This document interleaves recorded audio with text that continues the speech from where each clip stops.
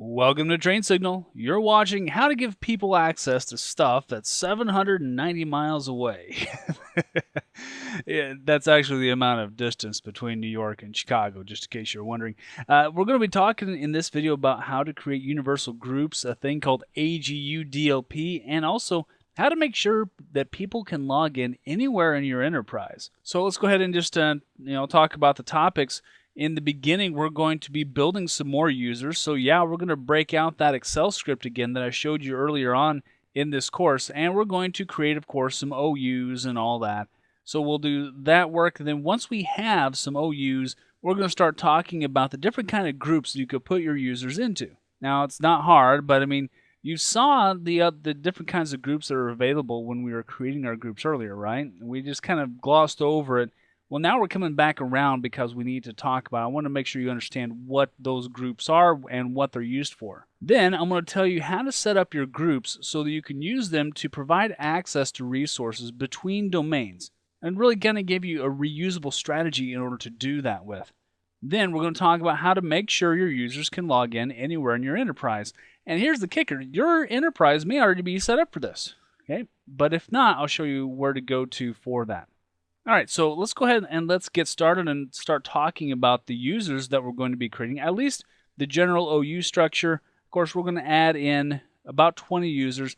Hank has sent you another 20 users to be added to that Chicago office that we're establishing here. So we're going to break out that Excel script. I'm going to show you once again how to use that script in order to create a whole bunch of users really fast, really easily. Now, once we have those users, we're going to turn around and we're going to create this OU structure that you see right here on the screen. We're going to start off with the Chicago OU. By the way, we're going to be doing this on the NA domain, okay? We're not going to be creating these in Globomantics. We're going to be creating these in na.globomantics.com. And of course, we're going to create inside the Chicago OU, Chicago users and Chicago computers. Remember, we do that in order to make sure that our group policy for users and the group policy for computers are separate, just to make our lives a little easier and organization just a little bit easier for us. Then for our Chicago users, we're going to be creating two separate OUs, one for sales and one for ops. Then we're going to be creating some groups over here. We're going to create Chicago sales and Chicago sales managers, and then of course Chicago ops and the ops managers. So pretty much, our review of what we've done previously for the New York office. And so I'm not going to spend a lot of time explaining each step. Again, I'm just going to give you a quick demonstration, just more or less as a review of what we've done in New York, just to make sure that this stuff is sticking, all right? So let's go ahead and let's bounce on over to our NA server, and let's make this happen. All right, so here we are over on NADC1, and what we need to do first, before we start creating users, is remember, we need to have some place for the users to live, right? So I'm going to go ahead and right-click here on na.globomantics.com, and let's make a new organizational unit. And so we're going to go ahead and we're going to make the Chicago OU. Tell that OK. And there he is. Let's go ahead and let's make the interior Chicago OU child organizational units here. So we're going to make Chicago users. And we also need to make Chicago computers. Okay, so we have the two distinctions. Remember, we set those up so that we can apply different group policy objects to each one of these if we need to. It's always good to have that flexibility. All right, so now inside of Chicago users, we need to make two more. We need to make another organizational unit here. We'll call the Chicago Ops. And then we'll also, let's make sure we're in the right OU. In Chicago users, we also need to make Chicago sales. And there we have it. And you know what? In terms of the organizational units and groups for the Chicago computers, we'll let Jamie or whoever we hire on to be the admin for Chicago take care of that. So now that we have our organizational units in place, now we can bounce back on over. Let's go into Excel. We need to create that user script using the names that Hank has sent us. Let's go back on over to client 1, and then let's go ahead and let's create those real quick.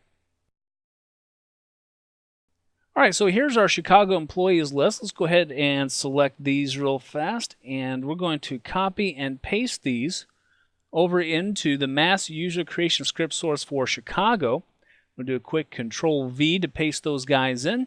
Now I need to make some alterations to the OU that it's going to live in, because right now it says that we're going to be using the Ops OU, and that's not really what we want. We need these to be in Chicago Ops or Chicago Sales, right? So I'm going to go ahead and type in Chicago Ops, do a quick autofill, and now I also need to do and make this a Chicago Ops Managers item. Do the same thing for the next one.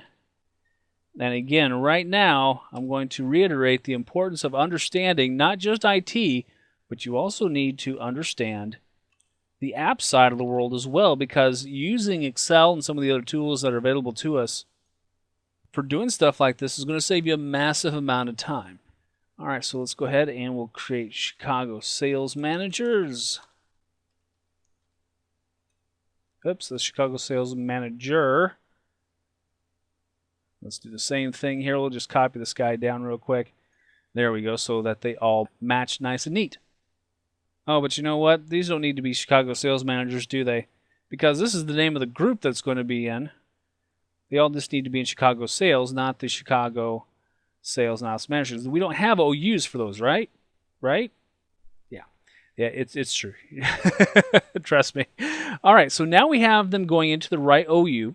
Now we need to check out the rest of our script here. So we've added our users info in here. We're going to go now to the mass user creation script. And I have made some adjustments to the script, and let me show you what they are, okay? First of all, this ds_add user cn common name equals, that doesn't change. The username is written with a concatenate. The OU I've changed, you see, that is now Chicago Ops, not New York, because it's actually pulling in data from this sheet over here. So we should see Chicago Ops or Chicago Sales all the way down. Nope, looks like we got a few empty slots here. Let's go ahead and get rid of these guys. We don't need those. And now when you look in the domain column, you'll notice that I've made some alterations here as well. You see I have the parent OUs following here. Chicago Ops is a child of Chicago Users, so that one goes in here next. Then I put in equals Chicago OU because, well, that's where Chicago Users lives, right? Then I also put in a DC equals NA. Remember, that's the prefix to the Globomantics child domain that we created in the last video. And then last but not least, we have the Globomantics. So those are all good. And now if you look in here, I got DC equals com for the .com suffix.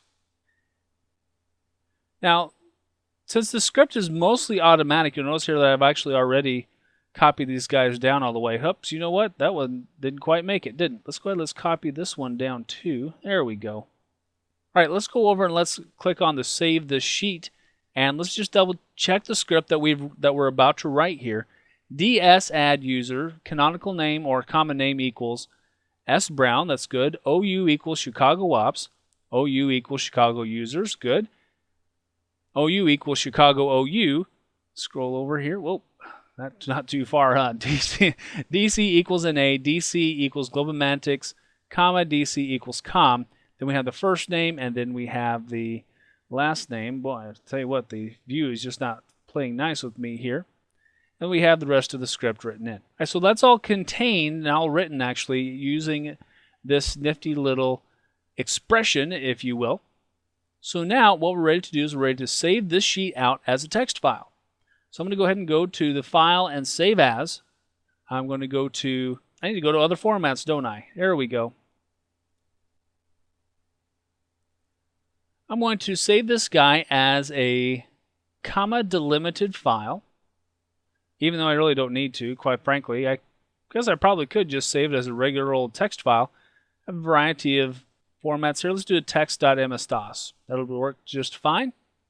And so what I want to do here is I'm going to name this guy, we'll call this Make Chicago 20 Users. Okay? So that way it's a little easier to remember. All right, let's save this guy to the desktop. It's going to tell me that the selected file does not support workbooks that contain multiple sheets, yada, yada.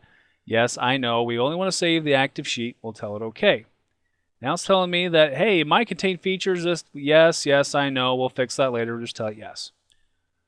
All right, so now let's go ahead and let's take a look at this script that we just created. And we'll open him up here. And let's just double check to make sure everything came out okay. And I'm not seeing anything weird, so always double check your file. Make sure there's no extra quotation marks or anything like that before you do one of these numbers. Now we're going to save this guy as a batch file. So we're going to go to File, Save As. We're going to select All Files, and we're going to make this .bat. And we'll save this guy out. We'll go ahead and we'll close it, and here is our batch file. Now, since we need to run this file over on NADC1, we need to put it onto a floppy drive, USB stick, probably more so, and then get it over to that other machine.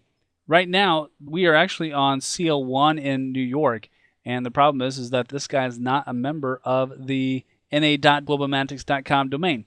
So tell you what I'm going to do is I'm going to copy and paste this guy onto a stick. I'm going to put it over on NADC1. And when I come back, we'll be over on NADC1. And we'll go ahead and we'll run this guy over there. All right, so here we are back over on NADC1 now. And you see here that our Make Chicago 20 Users batch file has been pasted over here.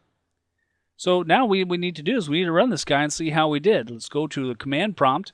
And by the way, I am logged in as Chicago Super Coach, just so you know.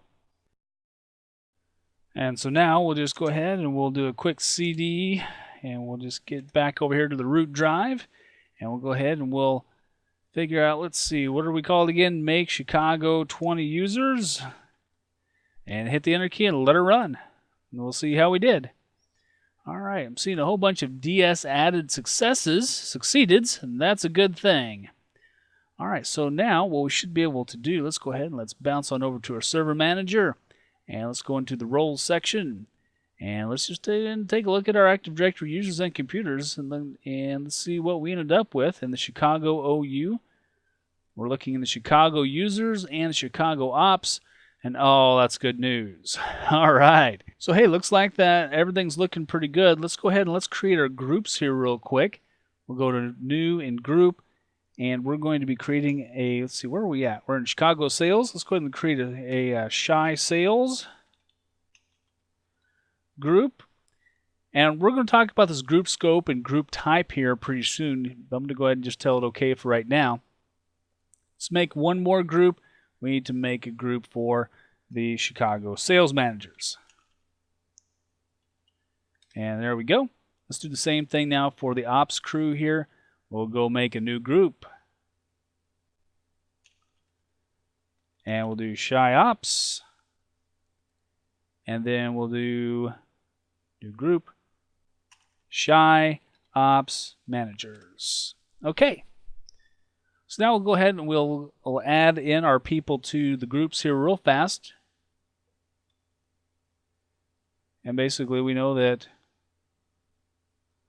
all of these, except for the last two, are part of the Ops Managers, or I'm sorry, the Chi Ops. We'll do here, we'll just do a quick group add, Chi Ops, that's what we want. And then we'll add the last two here to our Chi Ops Managers. And just a real quick type. We'll go back in and we'll check here real quick. Chi Ops Managers, members, yes, there we go. S Brown and S Masters. We're good to go for that one. Let's do the same thing for Chicago Sales here real quick. And again, similar type of thing, everything for but the last two. We'll just do a quick add to group.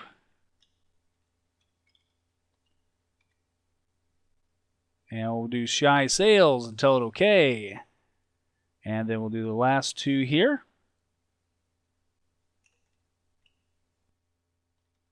And we'll put them into the Chi Sales Managers group. There we go.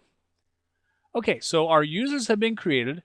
Our organizational unit structure has been created as well. So everything is looking pretty sharp and pretty good. At this point, we are ready to move on to the next step. Here's what we want to do. We want to make sure that our sales users specifically have access to the stuff over in New York, because the sales strategy and all that not going to change that much between New York and Chicago. The operations stuff, on the other hand, well, we might have completely different operational procedures for between New York and Chicago based on state laws and all that good stuff. So we'll focus on the sales group. Let's bounce back on over to the slides and let's talk about the different kinds of groups. We'll talk about the types of groups we created here. We'll talk about the other kinds of groups here. So let's bounce back on over and let's talk about this stuff. So let's talk about these two types of groups here that we have seen, but we haven't really done anything with. At this point in time, we've seen what a security group is, and here's what a security group does. It basically allows you to grant permissions to resources like shared folders, printers, and all that good stuff. Now there's a second kind of group called a distribution group. Basically what they are email lists, and we don't use them that often because a security group can offer the functionality that a distribution group can as well. Now, we can convert a distribution group into a security group. So sometimes we might see these used when we are converting or adding in outside networks into our own. But for the most part, you're going to be creating mostly security groups. Now, there's three different kinds of scopes of groups. And again, we've seen these on the screen, but we don't really know what they are at this point. So let's go ahead and let's talk about them. First of all, we have the global group. Okay. Now, a global group is usable in any trusted domain in the forest. However, users can only come from the home domain. So if you create a global group, let's say we create a global group in Chicago, okay? Well, the users that can belong to that group can only come from the na.globalmantics.com domain. They can't come from the globalmantics.com domain proper. They can only come from the Chicago office. Now, a universal group, however, still usable in any trusted domain in your forest. However, users can come from any domain. So this one we get a lot more flexibility with, especially when we're in a multiple domain environment. And by the way, if you're in a single domain environment, you don't probably need a global group or a universal group. You probably only need a global group if you only have one domain. But when you're starting to add in additional domains, then we need to start thinking really hard about universal groups. Now, there's one more group scope that we need to talk about, and that is the domain local group. Now, here's the deal. A domain local group is usable only in the domain that it lives in. So if you create a domain local group, you can't give access. Let's say we create a domain local group in globalmantics.com in the New York office. We cannot use that group in the Chicago office. We can't use it in na.globalmantics.com. There's a very severe limitation to that, and that's for security reasons too. But again, users can only come from the home domain. So when you have a domain local group, the individual users that you put into it can only come from the domain that it lives in. However, we can take a group like, a universal group, and we can make it a member of the domain local group. So the nice thing about universal groups is since they can be used across domains without any real hitches or problems, we can take that universal group and make them members of the domain local group.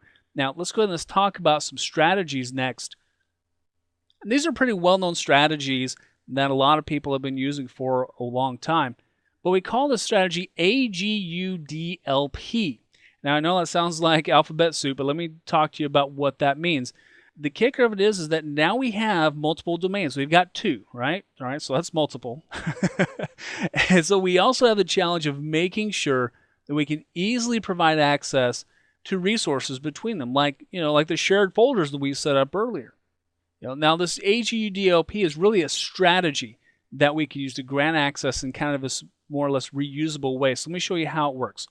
Here's what we do. We start off, we take a whole bunch of user accounts and we add them to a global group. Okay, so there's the A and there's the G. So once we have this global group created and we have users given access to it, then we take that global group and we make it a member of a universal group. So that way this global group can have access to resources that the universal group has access to. It's kind of a transitive property, if you will. Then we take that universal group and we make it a member of a domain local group, no matter where that domain local group might live at. Now, some of you initially are thinking, wow, why would I do this? Well, here's the thing. Okay, when you have a universal group, remember, we can have users, members of this group from any domain. Okay, so we can have a global group from Chicago and a global group from New York they can both be members, both of those groups can both be members of any universal group. Then it makes it real easy for us to take one universal group and give it access to, or make it a member of the domain local group. Then we take this domain local group and we give them permission to network resources. Now initially it sounds a little convoluted, okay? But the reason why we only give access to resources to the domain local group is we want to have a secure amount of resources. We want to have as much security as we can get without restricting too much of our access. So when we give access only to the domain local group, that allows us to very easily provide access to all of these user accounts over here via access from the global group to the universal group to the domain local. Now, having said all that, can we just take a global group and make it directly a member of a domain local? Well, yeah, I suppose, but the problem is that a global group can only have members from one particular domain. When you add it to a universal group, we can have, again, global groups from any number of domains that are trusted in our forest. So the nice thing about this is that once this strategy is set up, let's say you add in another domain. If you add in another domain, all you have to do is take a global group and make it a member of a universal group that's also a member of the domain local, which then has access to the network resources. So on the initial setup, it's going to take a little more time and a little more planning. But once it is set up, it will save you time in the long run. Now, let's talk about how we're going to set this up for Globomantics. Here's the deal. The sales team is going to need access to the sales documents folder, because the thing of it is that the sales program is going to be the same pretty much throughout the company. So we need to give the Chicago group access to the sales docs that's living over 790 miles away in New York. And here's what we're going to do that. We're going to take all of our sales users, okay, every one of our sales users, and we're going to put them into a global group called Chicago Sales. Oh, wait, we've already done that, haven't we? If we haven't, we may have to go back and do that again and maybe sharpen that up a little bit. But then we're going to take the Chicago Sales group here, and we're going to create a universal group in the NA domain. And we're going to call that group All Sales. Okay? Then we'll take Chicago Sales, we'll make Chicago Sales a member of All Sales.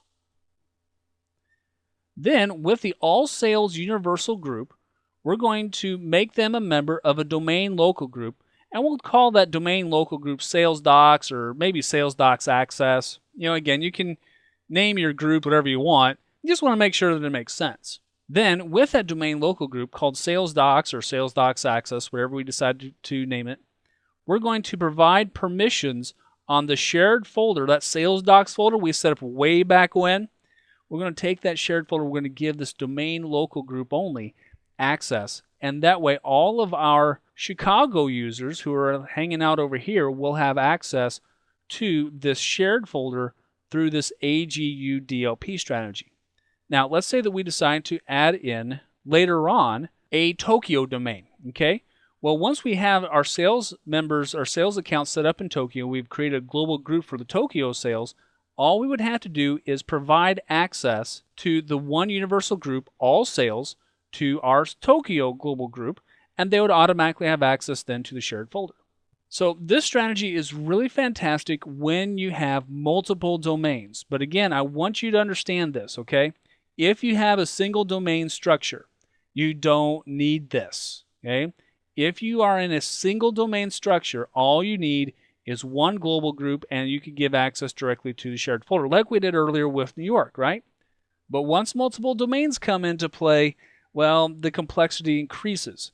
And so in order to give ourselves a little easier time and a little more manageable way of granting access, and quite honestly, a little more secure way as well, we need to bring in this whole universal group and domain local group and the whole AGU DLP strategy in order to more efficiently provide access to shared resources across our entire forest. Okay, so now you know at least a little bit about what we're going to do. Okay, let's go ahead and let's bounce on over to our servers and let's start making this happen. We're going to be starting off in the na.globomantics.com, so we'll start off on NADC1. Then we'll bounce on over to NYMem1 where our sales docs folder live, and we'll do the rest of the work there, okay? All right, so we're starting off over here on NADC1, as you see. We're over here in the server manager. We're in Active Directory users and computers, and in the Chicago users OU, and we're in the Chicago sales. Now we currently have 2 global groups already. So you know what, we could just simply use these global groups if we so desired. But I tell you what, I want to share with you one more thing, and this is a term that you're going to see probably show up on the exam and a couple different places, but it's called a shadow group, okay? Now, here's what a shadow group is. Basically, there's nothing special about it. It's just a regular old group, okay? We're going to call this Chicago sales. Now, in order to make Chicago sales a quote-unquote shadow group, here's what we're going to do. We're going to add every single person to this particular group, okay? So I've selected all of my Chicago users. By the way, I held down the Control key in order to select all of my users. And now I'm going to make them all members of Chicago sales. Right-click, Add to Group, and we're going to type in here Chicago sales. And they've been added to the group successfully. That's great. So now Chicago sales is now a shadow group for this organizational unit, okay? Now, basically what a shadow group is, again, one more time, I want to make sure you get this. A shadow group is a group that has all of the members of an organizational unit in one group. That's it. So basically, we can use this group to handle everything on all of our users and whatever we might have in this particular organizational unit. Right-click, let's go into properties here real fast, and let's put in just some notes here. We're going to put in here shadow group of entire Chicago sales OU, okay? Just so we know what that is, we'll tell that okay. So we have our global group, our shadow group, right? And so we're going to now right-click, and we're going to make another new group. We have our global group. All of our accounts are part of it. So we got the A, we got the G. Now we need the U. So now we're going to create a new group called All Sales. Okay, and this time this guy is going to be a universal group, so that way this group will be able to use in any trusted domain in our entire force, no matter how big our force gets, and users from any domain can be part of it, including other groups, right? So we're going to tell this guy okay. And so now we have All Sales. Now we need to make Chicago sales a member of our universal group, All Sales. Real easy, right-click, Add to Group, nothing new here. We'll just make it a member of All Sales. Bam, we're done. So we've got the A, we got the accounts into a global group. We got the A, we got the G. Now we have the U, because now Chicago sales is now a member of All Sales. And since All Sales is a universal group, we're A-OK. Now notice here that I've only been creating security groups, right? Distribution groups we don't use very often, so we're not going to mess around too much with it. I'm going to tell that OK. All right, so now what we need to do next is we need to go over to New York, and we need to provide a domain local group for All Sales to be part of. So I tell you what we'll do. We're going to go ahead and we're going to use our same server manager right here. I'm going to right-click on na.globalmantics.com, select Change Domain. I'm going to go ahead and take off the NA, so even though I'm over here in Chicago, I can still get in to the globalmantics.com domain. There we go. And over here in the New York OU, let's go to New York Users and into the sales group, okay? Let's see here, right-click, we'll go to All Tasks, and oh, hey, wait a minute, we don't have the new group, do we? Well, you know why? Let's see who we're logged in as. We're logged in as Chicago Super Coach. Oh, dang. We're not logged in as Super Coach. We're only logged in as Chicago Super Coach. So Chicago Super Coach has access to see the stuff that's happening over in globalmantics.com, but because it's the domain administrator and not the enterprise administrator, okay, I want to make sure you understand this distinction. A domain administrator gets access to everything in a specific domain. The enterprise administrator, in this case, our SuperCoach account, not the Chicago SuperCoach account, the enterprise administrator gets access to everything in the whole domain. Well, we're logged in as Chicago Supercoach, so that's not going to work, is it? So tell you what, let's go ahead and let's bounce back on over to the New York domain controllers. Let's go ahead and let's switch this back over here. We're going to change the domain back to na.globomantics.com. Now, if I were logged in as Supercoach over here, then we would be okay. There we go. But that's not the case. So I'm going to go ahead and move over to the New York DC2, and we're going to create the domain local over there. Okay, well, here we are over on New York DC2, not North America DC2, right? And we're going to be creating a domain local here in the New York OU, in New York users, in the sales. So I'm going to right-click. I'm going to go to New, and we're going to go to Group. Oh, that's better, isn't it? We're going to create a domain local group, and we're going to call this Sales Docs. Let's just call it Sales Docs Access, okay?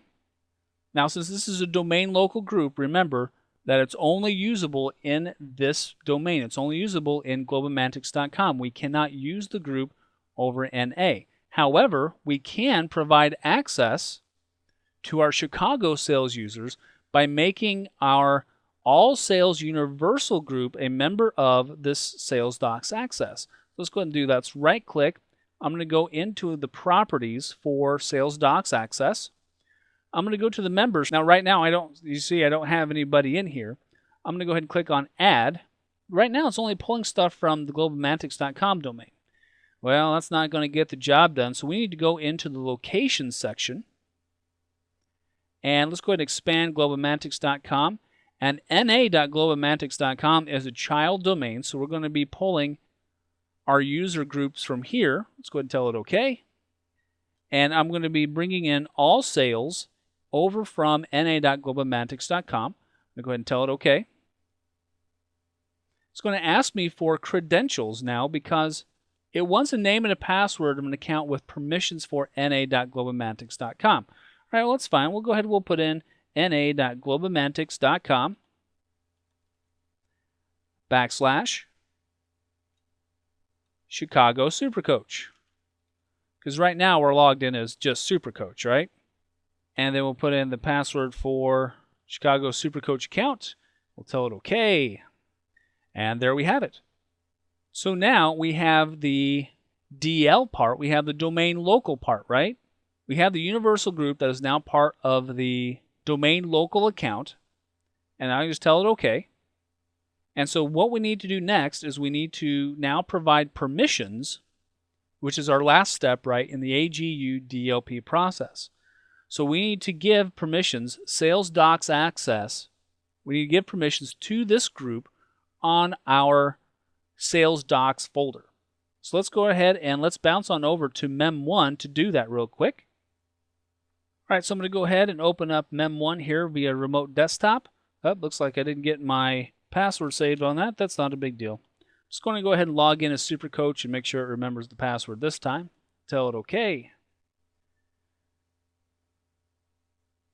All right, there we go. Let's go ahead and let's go into the Start menu now and go to the computer. And let's go to the Sales. And let's go to Sales Docs. And we're going to click on the Share. And we'll change some sharing permissions here. And now what we need to do is we need to add in our Sales Docs Access group. And see if we can add those folks. There we go. And at what level do we want them to be at? Do we want them to be reader, contributor, co-owner? I think for the time being, we'll go ahead and we'll just leave them at reader just to make sure that they can get to them. All right, we'll click on Share. And there we go. Now we've shared that folder out to the Sales Docs Access group.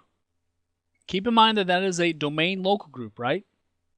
Now, in order to check, we need to go over to a client machine that's over in na.globomantics.com, log in as a user in the Chicago office, and see if we can reach NYMEM1 and get access to this Sales Docs folder. All right, so now let's go ahead and we're going to log in over here in the NA. We're going to log in as E Strong. He's one of the members of our Chicago sales here. So let's go ahead and log in as E Strong, and then what we're going to do is we're going to see if we can actually get to Looks like we need to run some group policy settings here, huh? So let's go ahead and let's go over to the start menu and let's go to the computer and let's see if we can type in // mymem12k8 /sales docs. Let's see if we can get to it. And there we go. All right, so here we have access now to sales docs for eStrong. All right, so let's go ahead and let's close out of this and let's log off, because there's one more thing that I want to show you how to do here, and that is, now that we have our AGU DLP, at least an initial strategy set up, now let's start talking about how to make sure the users can log on from one domain into another domain. All right, so here's the deal, okay? Hank and probably a lot of other users are going to be bouncing back and forth between locations.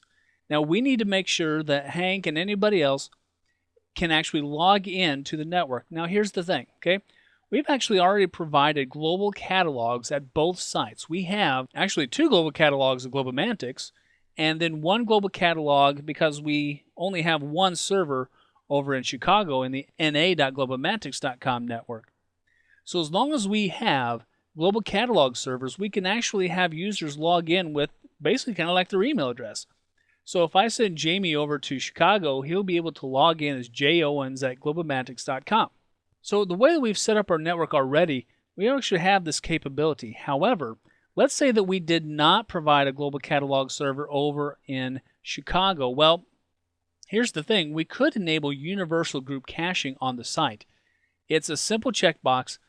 Chances are of you not enabling a global catalog at a particular site, pretty low, quite honestly. But just in case you're in an instance where that is the case, I'm also going to show you where to go to find this universal group caching item. So again, if there's a site, and chances are if you have a site that does not have a global catalog, that site is probably within, probably a bigger domain. So if we had globomantics.com, and let's say that Chicago was still part of globomantics.com, let's remove the NA, and we did not have a global catalog server, then we would use this universal group caching option. However, since we already have a global catalog server, we don't need to do that. So here it is again. If you have a global catalog server on your different sites, even if they're different domains, our users can log in with their email address, or at least an email address style logon. If there's not a global catalog, you'll need to enable group caching on the site, okay? So we would have to enable a group catalog, universal group caching item on the Chicago site. We won't need to do that, as you'll see as soon as I take you over there, but I still want to show you just in case you find yourself in that situation. So let's bounce on back over to our client in na.globomantics.com, and let's see if we can log in as, let's try Jamie Owens, okay? We'll try him first. All right, back over here on our Chicago client, let's do a Control-Alt-Delete. Right now it's wanting us to log into the NA domain. Let's not do that. Let's log in as, again, J. Owens. Again, using jowens@globomantics.com in that email style logon. And we'll log in here. Let's see if I make sure I get that right. Now, even though this particular computer, and I'll show you here in just a second, this particular computer belongs to the na.globomantics.com domain. But we're still able to log in as J. Owens because we have the global catalog, right? Let's scroll down here. Here we go. Full computer name, cl1-na-viz.na.globomantics.com. So it looks like we are able to log in as someone else from Globomantics. Let's go ahead and let's log off here. Let's try Hank real quick. Because if Hank can't log in, well, there's going to be problems. So let's go ahead and let's try Hank this time. We'll do H. Richardson at globomantics.com.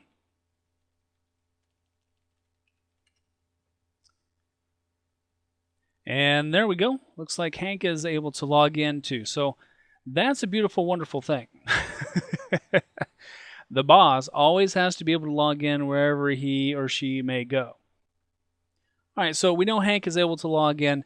So now I'm going to bounce back on over, by the way, to the domain controller for na.globalmantics.com. Let's bounce on over to NADC1 because I want to show you where to go to in order to make sure that in case you don't have a global catalog in a site, okay?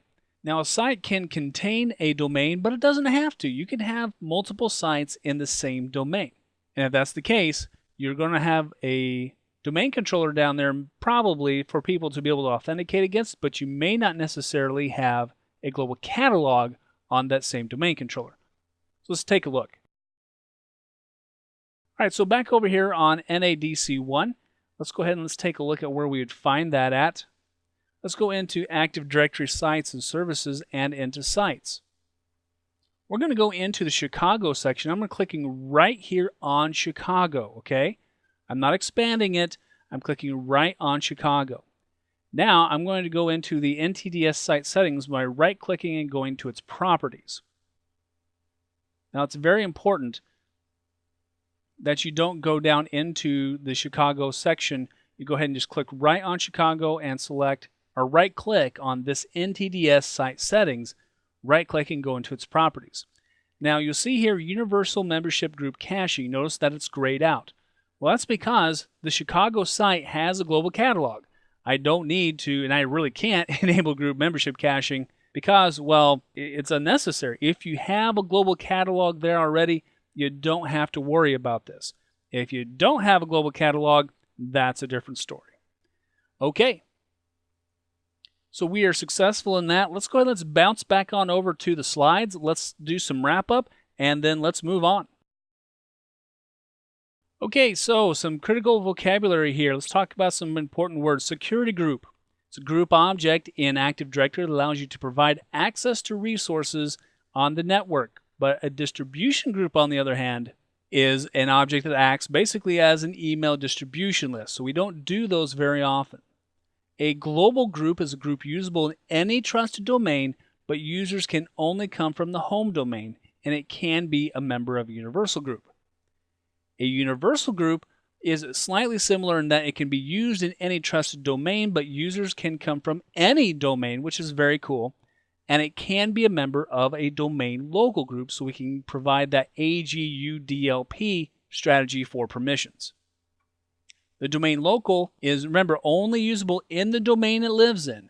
Users can only be from the domain it lives in, but remember, we can always use universal groups as members of that domain local too. And now, after viewing this video, you should be able to distinguish between global, universal, and domain locals. That's a piece of cake, right? Remember that the biggest difference between global and universal is that the users in a global can only come from the domain that that global group lives in. The universal group, on the other hand, the users can come from any domain in your trusted forest. Domain locals, again, remember, only usable in the domain as they are. I know I'm kind of beating this dead horse, but I want to make sure that this gets into your head. You should be able to distinguish between security and distribution groups. Remember, distribution groups, we don't do these very often because they're just basically email lists. I've taught you how to utilize AGUDLP to provide access to resources that are across domains. Remember, if you have a single domain, ignore all that AGUDLP. But as soon as you break it into two domains, AGUDLP is going to save you some time in the future. It won't necessarily save you time up front because setting it up initially is going to take a little bit of time, but it's time well invested, okay? Think of it as an investment.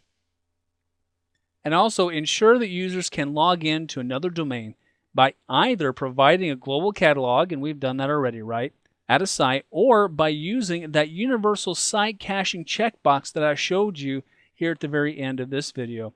And remember, we apply that setting on a site. Okay, well, you know what, friends? That wraps this one up. Let's go ahead and let's move on to the next video.